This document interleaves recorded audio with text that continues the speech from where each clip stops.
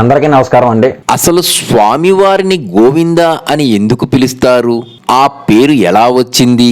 గోవింద అని భక్తుల చేత పిలిపించుకోవడానికి కలియుగ దైవం వెంకటేశ్వర స్వామి కొండ దిగి వచ్చారని మీరు నమ్మగలరా? ఒకనాడు వెంకటేశ్వర స్వామి వారు అగస్త్యముని దగ్గరకు వెళ్ళారు. అగస్త్యమునితో నా పేరు శ్రీనివాసులు అంటారు. నీ దగ్గర చాలా గోవులు ఉన్నాయని తెలిసి వచ్చాను.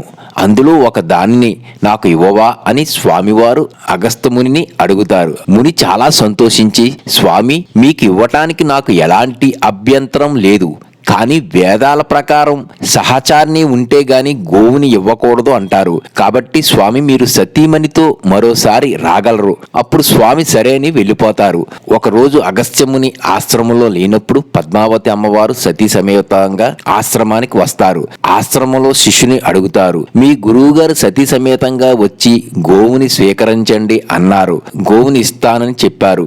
అప్పుడు శిష్యుడు, మా గురువుగారు లేరు, ఆయన ఆదేశాలు లేకుండా నేను ఏమీ చేయలేను, మీరు మరోసారి ఆయన ఉన్నప్పుడు గోవుని తీసుకుని వెళ్ళండి అని శిష్యుడు పలుకుతాడు. దాంతో స్వామివారు ఆగ్రహించి తిరుమల కొండవైపు గబగబా నడుచుకుంటూ వెళ్తారు. అంతలో అగస్త్యముని ఆశ్రమానికి రాగానే శిష్యుడు జరిగిన వృత్తాంతం వివరిస్తాడు.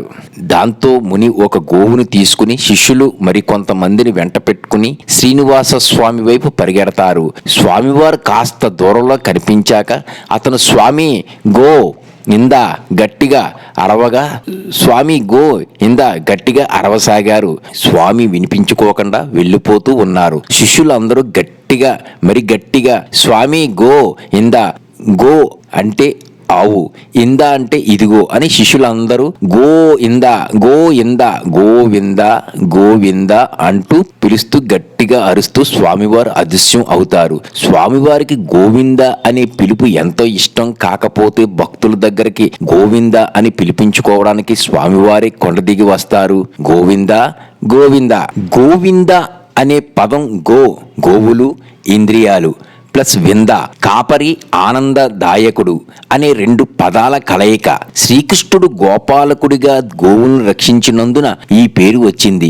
ద్వాపర యుగంలో ఇంద్రుని కోపం నుండి గోకులాన్ని రక్షించడానికి శ్రీకృష్ణుడు గోవర్ధన పర్వతాన్ని ఎత్తిన సందర్భంలో ఇంద్రుడే ఆయన్ను గోవిందుడు, గోవుల అధిపతి అని ప్రశంసించాడు. పురాణాల ప్రకారం ఈ నామాన్ని 108 సార్లు పలికితే మోక్షం లభిస్తుందని నమ్మకం.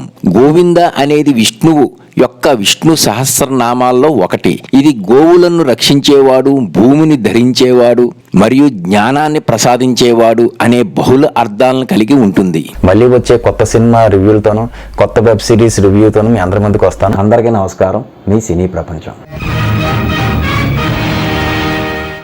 కొత్త సినిమాలు హిట్టా లేక ఫ్లాపా తెలుసుకోవడానికి మా ఛానల్ ని సబ్స్క్రైబ్ చేసుకోండి.